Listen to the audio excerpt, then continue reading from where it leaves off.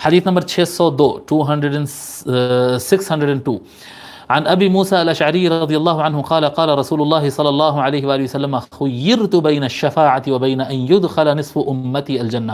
آقا علیہ الصلوۃ والسلام فرماتے ہیں مجھے ان دونوں چیزوں کے درمیان اختیار دیا گیا، مجھے آپشن دیا گیا، مجھے دو آپشن دیے گئے، دو چیزوں میں اختیار دیا گیا.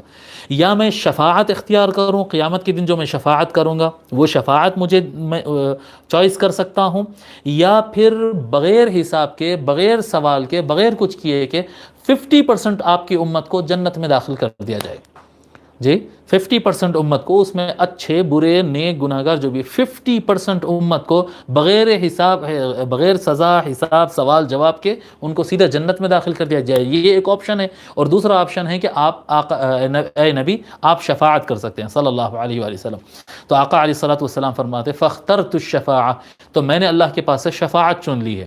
آدھی امت کو جنت میں بھیجیں گے یہ مجھے منظور نہیں تھا، یہ آپشن میں نے چھوڑ دیا اور شفاعت کا آپشن لے لیا.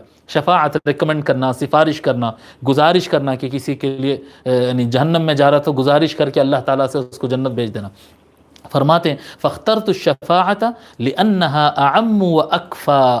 فرماتے آقا علیہ الصلوۃ والسلام میں نے شفاعت کو چن لیا کیونکہ یہ زیادہ عام ہے، اس میں نمبر فکس نہیں ہے، آدھا پو 30% 60% 70% نمبر نہیں ہے اس کے اندر.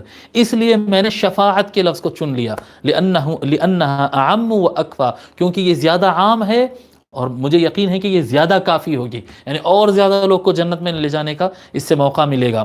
اترونها للمتقین، اے لوگوں سمجھتے ہو، کیا سمجھتے ہو تم، کیا میری شفاعت ایمان والے اور تقوی رکھنے والے لوگوں کے لیے ہے، نیک اور صالح اچھے لوگوں کے لیے ہے؟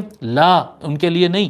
ولکنها للمذنبین الخطائین المتلوثین، لیکن یہ ان یہ میری شفاعت گنہگاروں کے لیے ہے، کثرت سے بڑے بڑے اور بار بار گناہ کرنے والوں کے لیے ہے، اور گناہوں میں جو لت پت ہو جاتے ہیں ان کے لیے ہے.